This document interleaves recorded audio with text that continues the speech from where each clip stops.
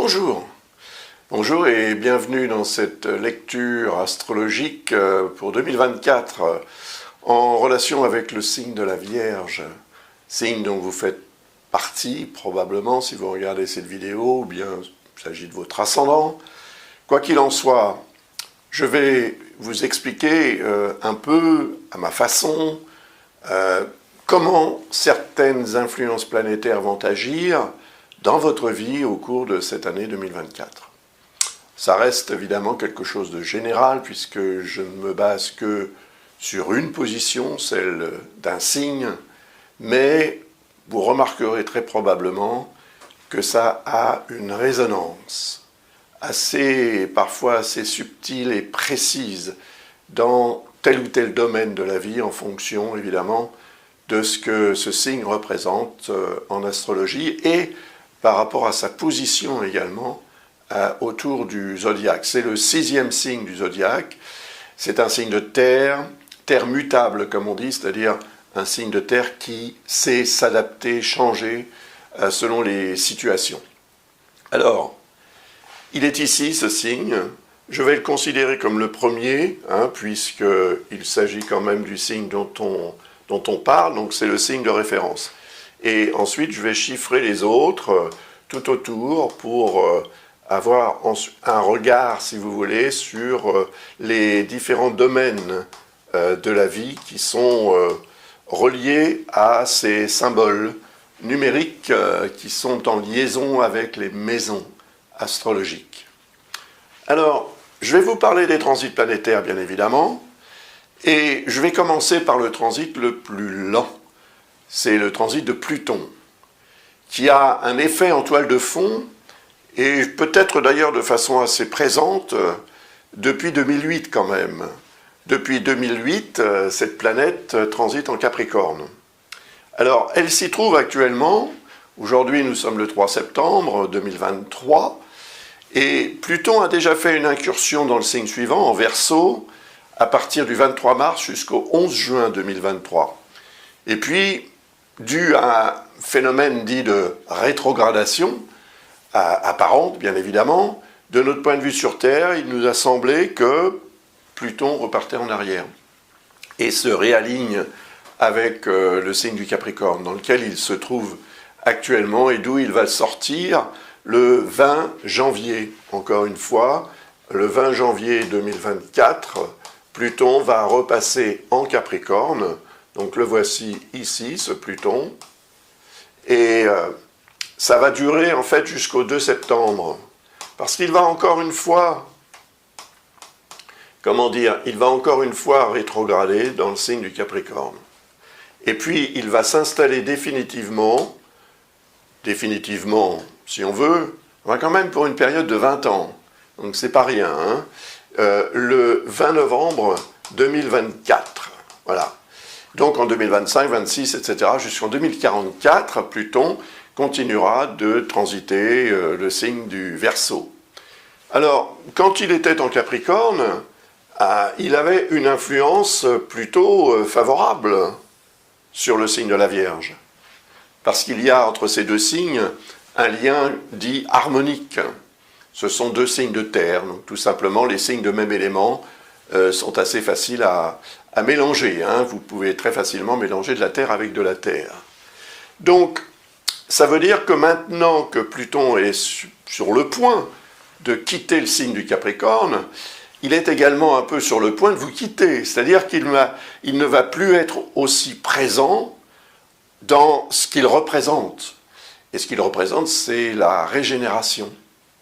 Donc, il est possible que depuis 2008, Pluton vous soit venu en aide à différentes reprises pour vous permettre justement de remonter la pente, de vous soigner si vous étiez malade, de gérer certaines situations, de trouver des solutions, de vous adapter, etc. Donc ce Pluton a un rôle quand même très intéressant puisque, oui, il représente la résilience en fait, la capacité qu'on a aussi à faire preuve d'endurance, de détermination et à supporter la douleur, quelle qu'elle soit. Donc c'est un avantage quand même d'avoir cette force qui émane de cette énergie plutonienne. Alors, elle transitait votre maison 5, hein, qui est ici, c'est-à-dire le 5e signe à partir du vôtre. Je le relie symboliquement hein, à la maison 5 astrologique qui représente la vie sentimentale, qui représente la créativité, création, procréation, vie sentimentale, bonnes choses de la vie, c'est-à-dire par exemple les vacances, le bien-être et la chance aussi. Tout cela peut avoir joué un rôle intéressant, peut-être motivant même au cours de toutes ces années, parce que le transit a commencé quand même en 2008, il s'est vraiment imposé en 2009 et il va durer jusqu'en 2024, donc ça fait quand même une bonne quinzaine d'années au cours desquelles Pluton était de votre côté. Il l'est encore un peu. Mais là, en fait, son entrée dans le signe du Verseau est très intéressante parce que la comparaison entre le Verseau et le Capricorne est assez tranchée. Le Capricorne représente le passé et le signe du Verseau représente l'avenir, tout simplement. Donc, le fait que Pluton soit comme ça sur la tangente des deux signes, hein, il s'apprête à passer dans le signe du Verseau, il y a passé un petit peu de temps, mais il est revenu en Capricorne, il va y retourner en Verseau, puis il va revenir encore en Capricorne. Donc, il tergiverse un petit peu, on a l'impression qu'il n'a pas vraiment encore envie de s'engager dans l'avenir. Alors ça peut être un petit peu votre cas, votre situation, parce que finalement ça symboliserait, ça imagerait le phénomène comme par exemple vous êtes assis ou assise sur le bord de la piscine et vous savez que vous allez devoir vous y lancer dans cette eau qui est plutôt fraîche, vous ne savez pas trop peut-être comment vous allez nager, vous n'avez pas forcément beaucoup d'informations sur la profondeur de cette piscine. C'est l'avenir, en fait. Hein. Donc, c'est l'avenir avec sa charge d'inconnu et d'appréhension également. Alors que vous êtes assise encore ou assis sur le rebord, vous êtes encore dans le secteur Capricorne, vous êtes encore dans le passé, en fait, tout en étant dans le présent, bien sûr, mais ce passé reste quand même très important. Et pourtant, il va falloir à un moment donné faire un choix. Vous décidez, est-ce que vous restez dans le passé ou est-ce que vous vous engagez dans l'avenir? Mais de toute façon, l'avenir, vous ne pouvez pas vous en extraire. Il va arriver cet avenir. C'est logique. Chaque jour qui passe est un jour qui vous entraîne vers cet avenir par rapport à un présent ou à un passé qui progressivement se dissipe dans la mémoire et dans les faits aussi. Ça veut dire que là, il va y avoir un choix, des choix peut-être à faire. Et dès lors que vous aurez pris vos décisions, vous pourrez vous engager dans l'avenir. Donc vous pourrez plonger, replonger en 2024 dans cet avenir. À partir du 20 janvier jusqu'au 2 septembre, ça fait quand même une période de près de 9 mois, au cours de laquelle vous allez tester un peu votre savoir nager, si vous voulez. Et vous allez quand même rester près du bord, parce que Pluton ne va pas s'éloigner beaucoup du début du signe, ça c'est sûr, hein, vu la lenteur des déplacements de cette planète. Je vous rappelle quand même au cas où que cette planète met 248 ans et 157 jours pour faire le tour du zodiaque. Donc elle ne va pas beaucoup s'éloigner du début du signe du Verseau, et vous n'allez pas beaucoup vous éloigner, en fait, de votre passé. Mais vous serez quand même dans l'avenir. Donc si vous voulez vous engager dans un processus de changement, d'évolution, de transformation de votre vie, que vous le vouliez ou que ça vous soit imposé par les circonstances, c'est possible aussi, eh bien, vous allez avoir près de 9 mois pour vous entraîner, en quelque sorte, et pour vous préparer à se lâcher dans la piscine de l'avenir. Et ça va commencer réellement à partir du 20 novembre 2024. Donc vous voyez, ça vous laisse du temps pour vous engager dans ce processus de régénération, en fait. C'est ça que ça représente. C'est une régénération, vous passez d'un domaine à un autre domaine. Vous voyez qu'ici, on est dans le 6e signe à partir du vôtre. Donc c'est aussi le secteur astrologique, la maison 6, qui représente la santé et le travail, les responsabilités au quotidien, le quotidien, la routine quotidienne. J'ai l'impression qu'il y a une transformation qui va s'amorcer à partir du 20 janvier, qui va se confirmer à partir du 20 novembre et qui va ensuite avoir des répercussions pendant une vingtaine d'années. Donc c'est vrai qu'il ne faut pas se louper, comme on dit. Il faut que vous preniez la décision qui correspond exactement au chemin de vie que vous vous êtes choisi et que vous allez donc assumer. Mais voilà, c'est compliqué. Et c'est compliqué non seulement pour vous, c'est compliqué pour tout le monde. Parce que finalement, cette énergie plutonienne qui oscille entre le Capricorne et le Verseau, qui ne sait pas trop ce qu'elle veut, eh bien, est représentative de la société. Et bien des gens sont dans cette logique. Donc, de questionnement, d'interrogation, et oui, c'est l'inconnu qui en même temps nous attire, nous appelle, mais qu'on craint. On sait ce qu'on perd, comme on dit, on ne sait pas trop à 100% ce qu'on va retrouver en échange. Donc, allez-vous vraiment tout lâcher? Non, certainement pas. Ce serait peut-être d'ailleurs une erreur. Mais en tous les cas, il va falloir que vous fassiez des choix et que vous fassiez une sorte de nettoyage pour libérer quelque chose qui vous permettra de vous sentir aussi moins, comment dirais-je, moins tiré vers le bas par des événements ou des situations lourdes à porter. Donc, ce nettoyage sera nécessaire, l'allègement sera nécessaire aussi pour que vous puissiez, en fait, brasser, nager dans cette piscine de l'avenir avec beaucoup plus de facilité et puis également de satisfactions diverses. Les changements vont se manifester. Et c'est dans le domaine travail, santé, routine au quotidien que ça va changer. C'est très probable. Après, évidemment, ça va dépendre aussi de votre thème astral personnel. Encore une fois, je ne parle que du signe de la Vierge. Mais votre thème est composé quand même de tout un tas d'éléments qu'on peut prendre en ligne de compte pour étayer ce que je viens d'expliquer et peut-être obtenir une information qui sera beaucoup plus précise parce que beaucoup plus personnalisée. Dans ce cas-là, si ça vous semble utile de faire cette démarche, n'hésitez pas à visiter le site de l'école Ablas et vous trouverez toutes les informations pour commander une analyse approfondie pour 2024 ou bien tout simplement une réponse à une question que vous pourriez avoir. Alors, on va continuer avec le transit suivant qui est le transit en fait de la planète lente la plus rapide.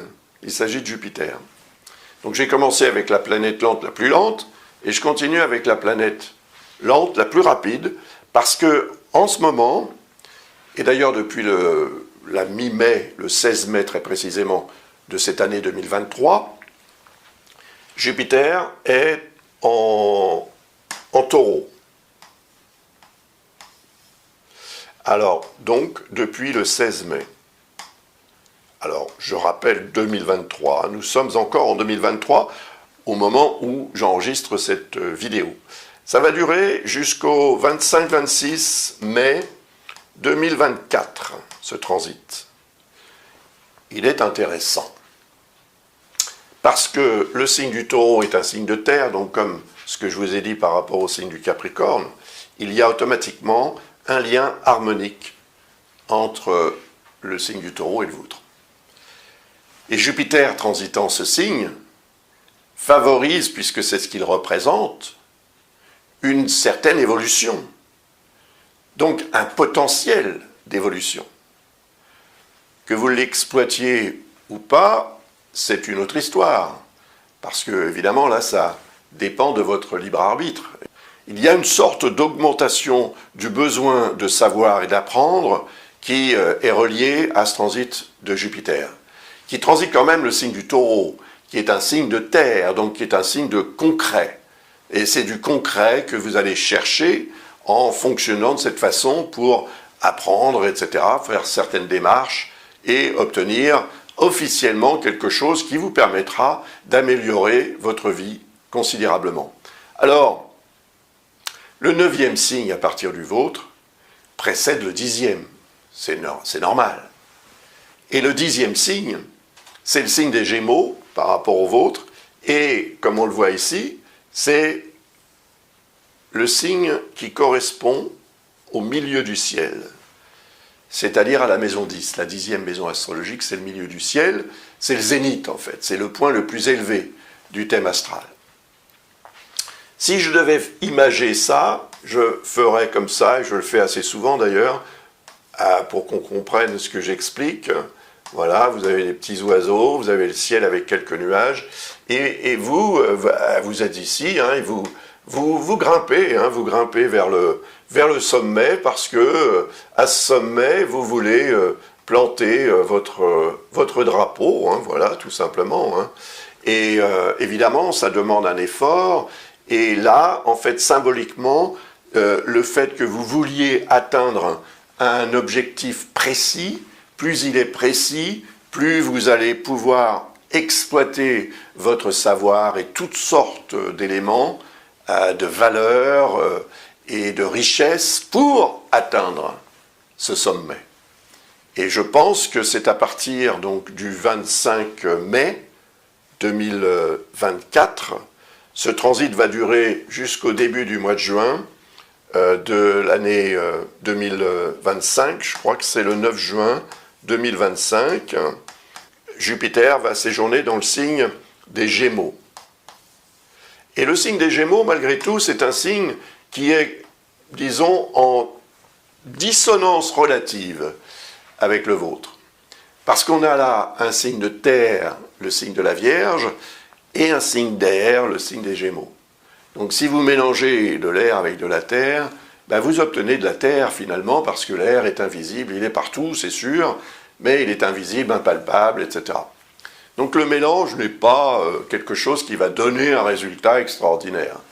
Par contre, étant donné que c'est le 10e signe à partir du vôtre, et qu'il représente ce que je viens de vous expliquer, le fait que Jupiter y transite montre que ce que vous aurez fait pendant la période de son transit en Taureau, dans le 9e signe à partir du vôtre, va vous être extrêmement utile pour atteindre le sommet que j'évoquais tout à l'heure. Et si vous atteignez ce sommet, vous allez avoir évidemment un résultat qui augmentera la charge de responsabilité. Donc c'est quelque chose dont il faut prendre quand même aussi conscience, parce que plus vous aurez préparé cette arrivée de Jupiter en Gémeaux, ben mieux vous saurez la gérer tout simplement. Et moins vous serez dépassé par les responsabilités et autres qui pourraient s'immiscer pendant ce séjour de Jupiter dans ce signe. Mais avant ça, Jupiter en Taureau va créer ce qu'on appelle une conjonction avec Uranus, qui est également en Taureau. Uranus est en Taureau depuis 2018. Il va y séjourner jusqu'en 2026. Voilà, c'est une planète lente qui met 84 ans pour faire le tour du zodiaque. Il va donc y avoir une conjonction en 2024 entre Jupiter et Uranus. Elle va se produire le 21 avril 2024. Retenez cette date parce qu'elle peut vous être utile aussi si vous avez un projet. Uranus représente les changements. Donc Uranus représente ce que vous pourriez avoir envie ou besoin de changer. Uranus représenterait un virage, un tournant que votre vie va prendre. Et ce tournant, ce virage, peut être tout à fait officiel, ou en tous les cas, officialisé par le transit de Jupiter, qui représente, en dehors du fait qu'il transite la maison 9, qui représente ça aussi, Jupiter, symboliquement, représente tout ce qui revêt un caractère officiel. Donc, officialisation d'un changement aux alentours du 21 avril. De quel changement s'agit-il ? Je ne sais pas. Mais ce que je sais, c'est que par rapport à votre vie et à votre thème, on peut obtenir davantage d'informations personnalisées pour vous éclairer si vous avez besoin de l'être, bien évidemment, parce que cette arrivée de Jupiter à la longitude, comme on dit, c'est-à-dire qui serait en conjonction, en alignement avec Uranus, C'est très rare dans ce signe du Taureau, en tous les cas. La dernière occurrence date de 1941. Donc, c'est quand même pas tous les jours que ça se produit, et c'est quelque chose qu'il faut préparer également. Donc, il y a une notion d'évolution qui est représentée par Jupiter, et il y a une notion de changement qui est représentée par Uranus. Donc, est-ce que c'est l'évolution qui va produire ce changement, ou est-ce que c'est le changement qui va produire l'évolution? Là, évidemment, ça dépend aussi de votre situation, etc. Mais en tous les cas, le lien entre les deux va produire quelque chose d'important. Et peut-être quelque chose de plus important que ce que vous n'avez vécu jusqu'à présent en termes de changement. Voilà. Alors, on continue avec le transit. Là, je vais vous parler encore de deux transits, deux planètes qui circulent dans le même signe. Ce sont des planètes lentes. L'une met 165 ans pour faire le tour du zodiaque, et l'autre met 29 ans et demi. C'est plus rapide quand même. Alors, la première s'appelle Neptune, et la deuxième s'appelle Saturne. Neptune est en Poisson depuis 2012. En Poisson, ici. Et la planète va y séjourner jusqu'en 2026. Donc 2012-2026, vous voyez, ça fait 14 ans. Un transit qui dure 14 ans, c'est long quand même. Et là, on est par rapport au signe de la Vierge, on est dans le 7e à partir de ce signe. 7e signe, 7e maison, égale relation. Relation humaine, relation de couple, partenariat. Vous voyez, tout ce qui est associatif, tout ce qui vous met en rapport, en relation avec l'autre ou avec les autres. Et dans ce secteur, il s'est produit certainement beaucoup de choses importantes, parce que finalement Neptune représente le potentiel de réaliser ses rêves. Donc il y a pu y avoir évidemment des événements et des situations qui vous ont permis d'améliorer votre vie en fonction des rêves que vous avez. Mais le transit de Saturne, qui est entré dans ce signe, l'écrire en noir, ça sera un peu plus visible, je pense. Donc, ce transit de Neptune et celui de Saturne. Saturne est entré dans ce signe le 7 mars, mais 2023. Hein. Donc, ça fait déjà plus d'un an qu'il est dans ce signe, un an et demi, puisqu'on est aujourd'hui justement le 3 septembre 2023. Il va y séjourner jusqu'en 2025-2026. Parce qu'il va y avoir ce fameux phénomène aussi de rétrogradation qui va le ramener dans le signe des Poissons après qu'il ait passé quelques temps dans le signe du Bélier. Et de même pour Neptune.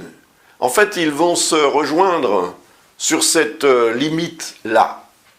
Neptune, le rêve, l'idéal qu'on souhaite atteindre. Saturne, la réalité. Celle que l'on peut obtenir, c'est-à-dire le résultat concret que l'on peut obtenir grâce aux efforts, au travail que l'on fait, grâce à la patience, grâce à la détermination que l'on peut avoir pour atteindre un but. Mais en termes de sommet, je vous en ai parlé tout à l'heure, maintenant c'est peut-être beaucoup plus que représente Neptune, car le sommet représenté par Neptune, c'est une sorte d'idéal existentiel. La conjonction qui va se produira d'ailleurs en Bélier, mais malgré tout, il y aura cette proximité Saturne-Neptune à la fin du signe des Poissons. Et début Bélier pour 2025, puis 2026, ça se confirme. Et ça, c'est très important parce que si vous faites ce qu'il faut, c'est-à-dire que si vous assumez objectivement, rationnellement, ce qui doit être fait pour réaliser un rêve, il y aura des moments où des décisions seront aussi nécessaires. Et je vous en parlerai dans la deuxième partie de cette lecture, dans la deuxième vidéo, lorsque j'évoquerai les transits de Mars. On va parler maintenant de deux autres énergie. L'une, c'est l'énergie effectivement d'un point fictif, comme on dit, et l'autre, c'est l'énergie d'un astéroïde qui orbite entre Saturne et Uranus. Il s'appelle Chiron. Alors Chiron est en bélier, c'est pareil, hein, c'est un astre lent, qui met une cinquantaine d'années pour faire le tour du zodiaque, et il va séjourner, ou il aura séjourné quand ça va se terminer, il aura séjourné 8 ans dans le signe du Bélier. Depuis 2018 jusqu'en 2026, il sera dans le signe du Bélier. Maison 8, hein, que vous avez ici, ou 8e signe à partir du signe de la Vierge, relié à la maison astrologique numéro 8. L'argent. Les biens matériels, les ressources, elles sont reliées certainement au travail, donc elles sont plus représentées par le signe qu'il y a en face, le 2e signe à partir du vôtre, le signe de la Balance. Mais ce que vous faites pour gagner votre vie vous rapporte à quelque chose que vous allez pouvoir utiliser pour payer ce que vous avez à payer au quotidien, mais ce qui vous reste à la fin du mois, s'il vous en reste, et je vous le souhaite, ben vous le mettez à la banque. Ou vous l'investissez. La maison 8 représente ça. La maison 8 représente aussi les héritages, les relations qu'on a avec l'idée de la mort également, hein, les mystères de la vie, etc., l'intérêt qu'on peut porter à tout ça, les sciences parallèles, l'astrologie, tout ça c'est relié à la maison 8, la sexualité également. Donc Chiron transitant ce secteur depuis quand même 2018, pas hier, eh bien, met la pression parce qu'il représente la capacité qu'on a à analyser les choses et à soigner. C'est le médecin intérieur, Chiron, c'est comme ça qu'on l'appelle en astrologie. Et donc c'est l'astre qui représente la capacité qu'on a à, disons, comprendre ce qui se passe en nous, ou ce qui se passe autour de nous, et ce que l'on doit faire aussi. Donc la capacité d'analyse des choses de la vie, dans le secteur maison 8, peut vous être très utile, ou vous avoir été très utile, pour apporter des réponses à des questions importantes que vous avez pu vous poser en ce qui concerne votre situation, tout simplement votre statut financier dans la société, et vos rapports d'argent avec la société, les banques, etc. Tout ça, c'est représenté par la maison 8. Ça peut aussi avoir un rapport avec votre sexualité, bien évidemment, et avec l'astrologie, si vous vous intéressez aux sciences parallèles et que vous voulez en apprendre davantage. Voilà, ce transit de Chiron en maison 8 ou en 8e signe, eh bien, est très favorable à cette énergie qu'on va mettre au service d'un apprentissage. Chiron, c'est ça, c'est le vouloir comprendre, le vouloir savoir, donc la nécessité intrinsèque, en fait, d'apprendre des choses pour pouvoir exploiter ce qu'on a appris ensuite de façon rationnelle et constructive. Donc oui, c'est intéressant. C'est vrai qu'il y a ce qu'on appelle un quinconce entre le signe de la Vierge et le signe du Bélier. C'est un aspect d'hésitation malgré tout, donc ça veut dire qu'il va falloir peut-être faire davantage d'efforts pour que ce que vous allez apprendre, ce que vous allez découvrir ou ce que vous aurez envie d'apprendre ou de découvrir soit fait dans les règles de l'art. Parce qu'ensuite, Chiron va passer en Taureau à partir de 2026, et là, pendant également à peu près 7 ou 8 ans, il sera en harmonie avec le signe de la Vierge. Et ça va changer complètement les choses. On en parlera évidemment en temps utile. Par contre, si vous avez besoin d'en parler encore une fois, ou si vous avez besoin d'éclairage en ce qui concerne ce transit de Chiron, dans le signe de Bélier et plus tard dans le signe du Taureau, eh bien n'hésitez pas. Visitez le site de l'école Ablas et comme je vous l'ai dit précédemment, commandez une analyse approfondie ou simplement une réponse à une question. Qu'ai-je à vous dire ensuite à propos du signe du Bélier? Eh bien, que le nœud lunaire nord y transite aussi, et qu'il va y transiter d'ailleurs pendant quelques mois. Il va y transiter jusqu'en janvier 2025 dans ce signe du Bélier, et ça veut dire que le nœud lunaire sud, lui, il est tout simplement, il est en face, il est dans le signe de la Balance. Donc le nœud lunaire nord représente ce vers quoi vous devez tendre dans la vie. Et apparemment, vous devez tendre vers cette maison 8. Et puis, le signe du bélier, c'est le « je suis ». Hein, si on devait lui donner un symbole, si vous voulez, ce serait « je suis ». Voilà, ça, c'est la phrase clé, la petite phrase clé du bélier, c'est « je suis ». La petite phrase clé de la balance, c'est au contraire « nous sommes ». Parce que la balance fonctionne beaucoup par, comment dire, dans le relationnel.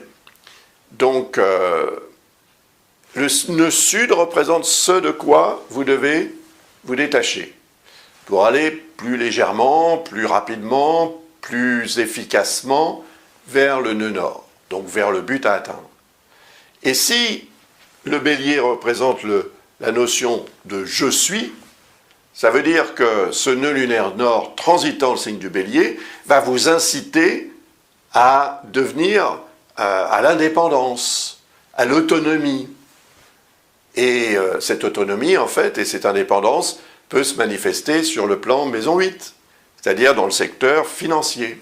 Vous voulez, ou vous aurez le potentiel et le désir de vous émanciper, de devenir, oui, effectivement, indépendante ou indépendant sur le plan financier. C'est très important.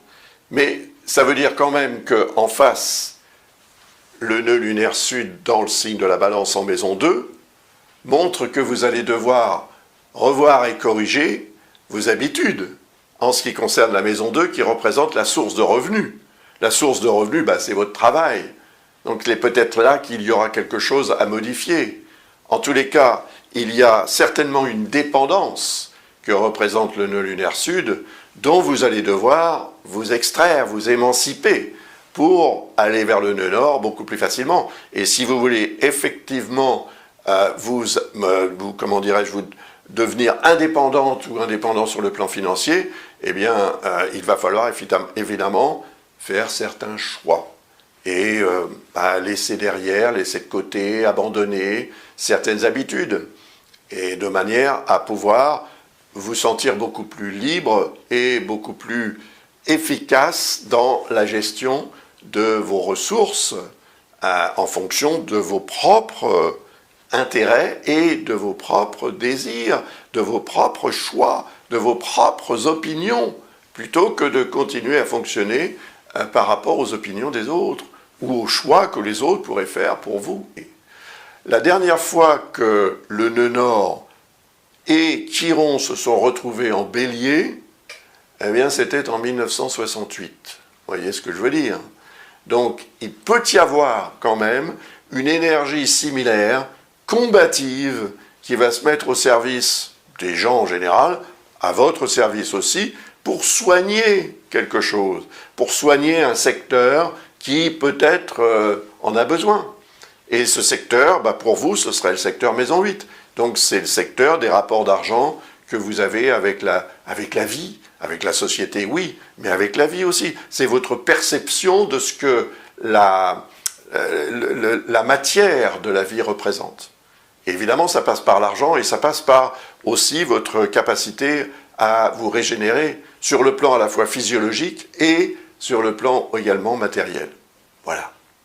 Vous savez tout, ou presque. Et encore une fois, si vous avez besoin davantage d'informations en fonction de votre propre thème, parce que ça peut être assez différent, bien sûr, n'hésitez pas. Visitez le site de l'école Ablas et nous ferons le nécessaire pour répondre à vos attentes le mieux possible grâce à l'astrologie. Voilà, j'ai terminé cette première partie. Je vais maintenant donc vous donner rendez-vous dans la deuxième, qui sera évidemment consacrée à Mars. Les transits de Mars, une planète qui met 2 ans pour faire le tour du zodiaque et qui joue le rôle de détonateur, de déclencheur. Donc à chaque fois que Mars va passer un endroit stratégique du zodiaque, en rapport avec d'autres astres beaucoup plus lents, ça va déclencher l'énergie de ces astres en question.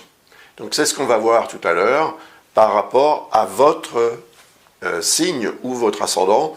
Donc vous serez concerné. Et bien sûr ensuite, si vous avez besoin de plus d'informations, je vous l'ai dit tout à l'heure, n'hésitez pas à visiter le site de l'école Ablas. En attendant, Je vous remercie d'avoir regardé cette vidéo jusqu'à la fin et si vous le souhaitez, bien sûr, n'hésitez pas à regarder dès maintenant la deuxième vidéo.